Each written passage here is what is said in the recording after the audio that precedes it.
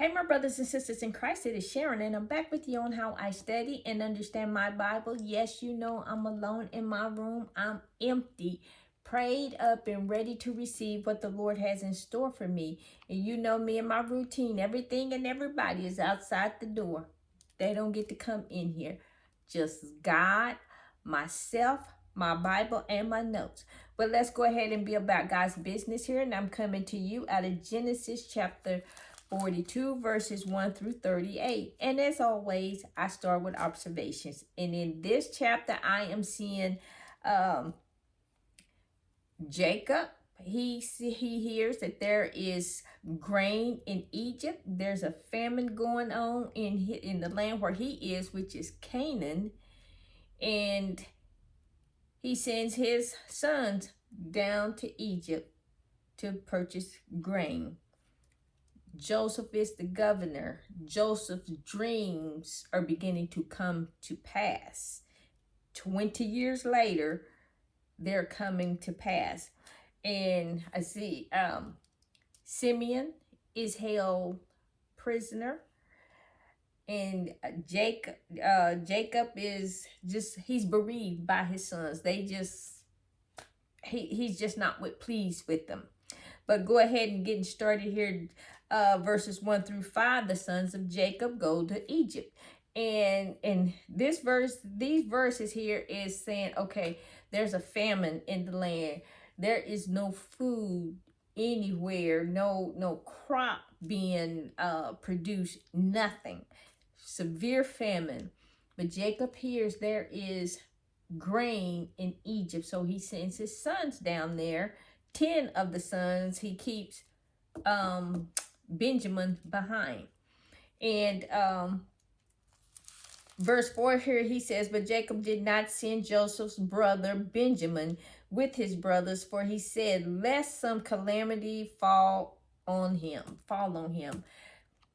He's having this epiphany.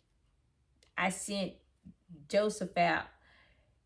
He did not return, so he's thinking, okay, the same thing's gonna happen to Benjamin. So he's protecting Benjamin, and and so, but moving on here to verses 6 through 8, Jacob's sons bow down to Joseph, and here they arrive in Egypt, and they go and appear before Joseph, and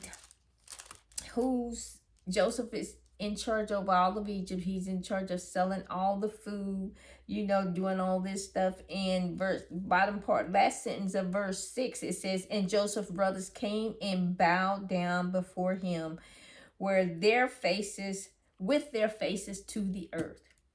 Now, that's what he was saying here in Genesis 37 and 38. They're going to bow down to him, and they got an attitude about that. And so Joseph, he immediately recognizes his brothers, but they don't recognize him. And he began to speak harshly to them, and they was like,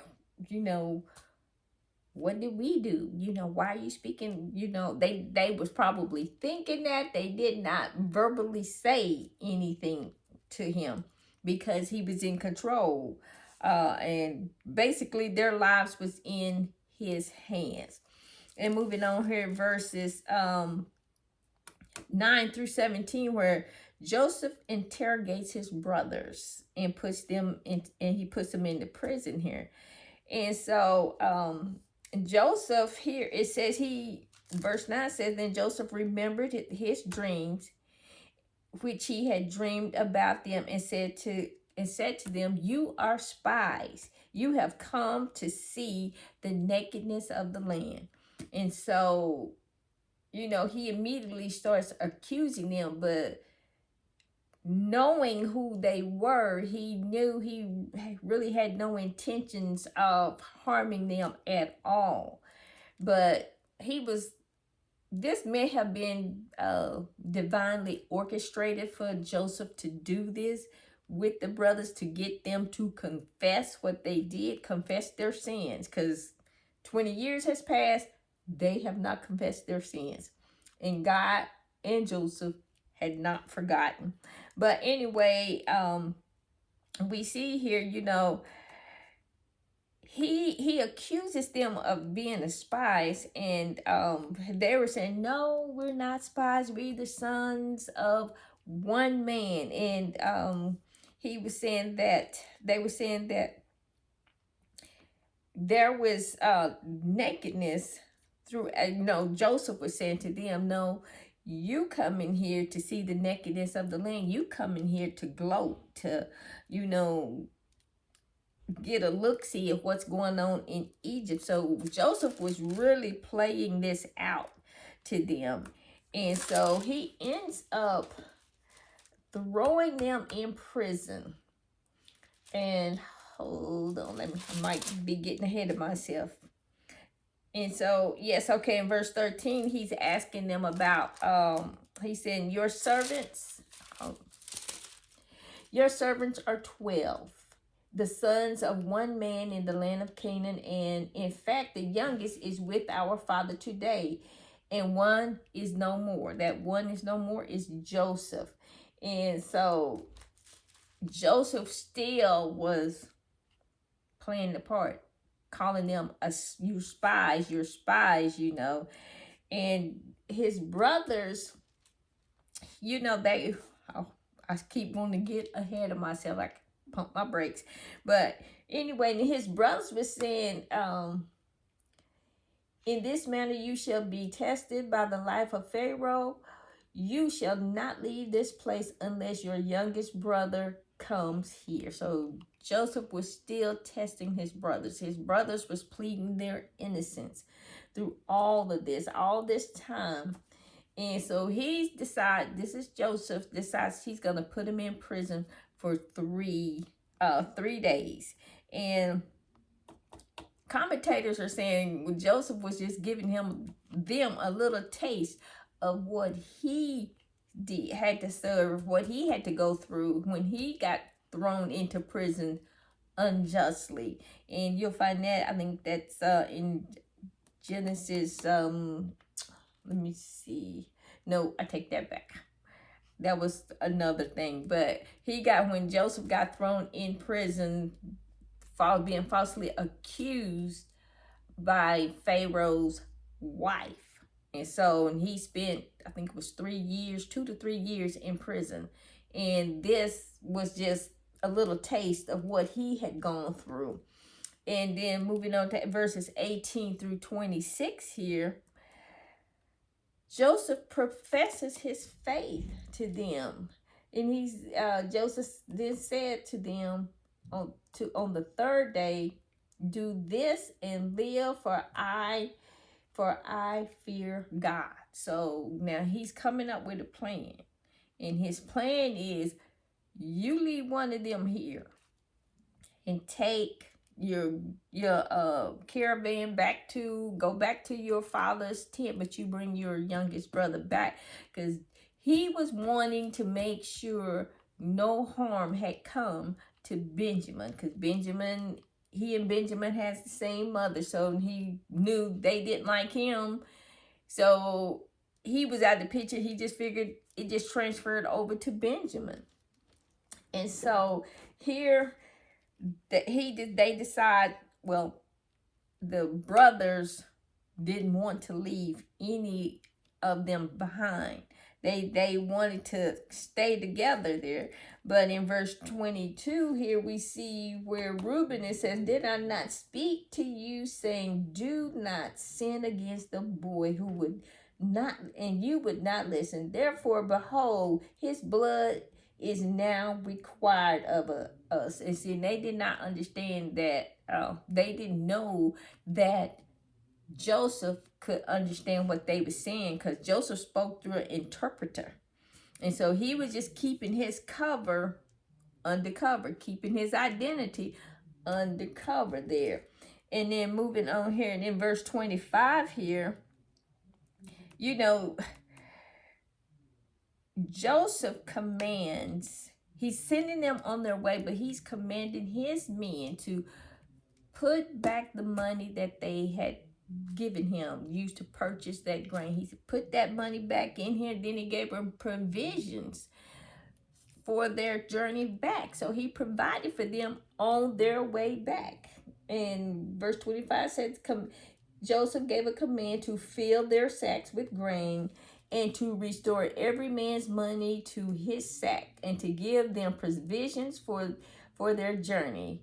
And this, his men obeyed. They did this, being obedient to Joseph. And then verses 27 on through 28 here, where the brothers, they find the money, they discover the money is back in their sacks. And so right about now, they probably are having a heart attack, major heart attack. And when they discover that their money is there, and they thinking, this is retribution for God. They're saying, what is this that God has done to us? So they are thinking God is paying them back for the crimes that they committed against Joseph. And in verses 29 through 34 here, their brothers, they return to Jacob. They recount their entire story to Jacob from them arriving to Egypt, and how harshly Joseph spoke to them, even though they didn't know. They called him the governor. How he spoke to them, how he treated them, put them in prison.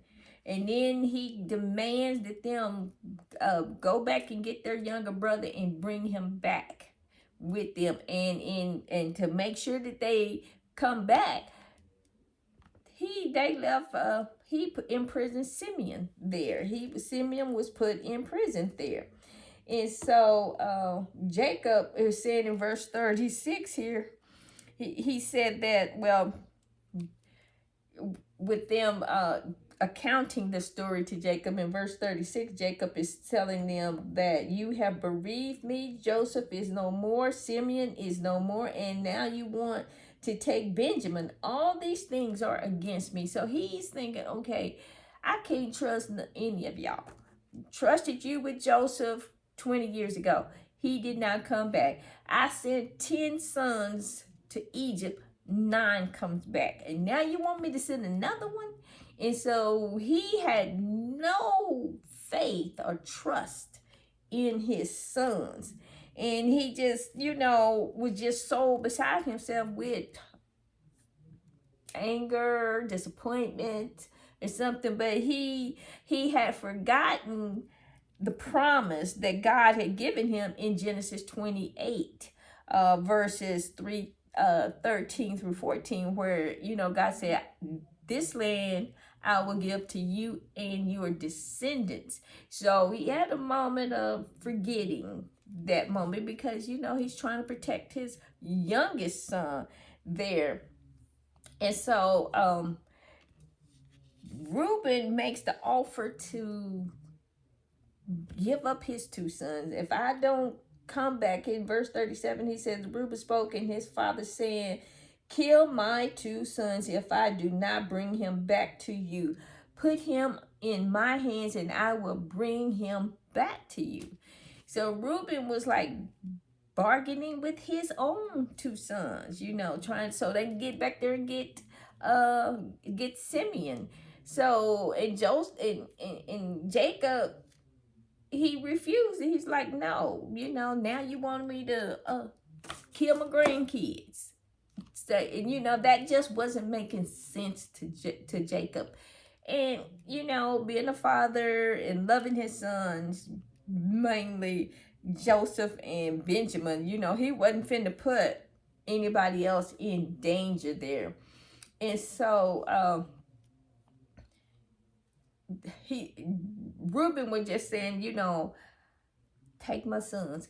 I will, if I do not come back with Simeon, then you can kill my son. He was just insisting on that. And then Jacob replied to him, said, my son shall not go down with you, for his brother is dead and he is left alone. And if any calamity should befall him along the way in which you go, then then would you bring down the gray hair and sorrow to the grave. So he was like, basically, y'all killing me. You're just killing me with this. He just was not going to let Benjamin go back there. He wasn't willing to take that risk. And so with Jacob here, he was more focused on the present, right here and now, which was protect his son, Benjamin, and just totally forgot the promise that God had given to him, that your descendants will have this land. I will give this land to them. And it just wasn't quite clicking with him, because all the only descendants he saw was the 10 sons in front of him with those children. But the two that he loved, one was gone and one was about to be gone. That's how he was looking at it. But what we can take from this is that God's ways is not our ways. His thoughts are not our thoughts. They're way above what we could ever think or imagine. So we have to blindly trust God and his word, even though it don't make any kind of sense. Trusting. But this will end my Bible study for Genesis chapter 42. As always, it's a blessing to get to share God's word with you. You be blessed, be safe, and remember to hit the like and subscribe button. Bye.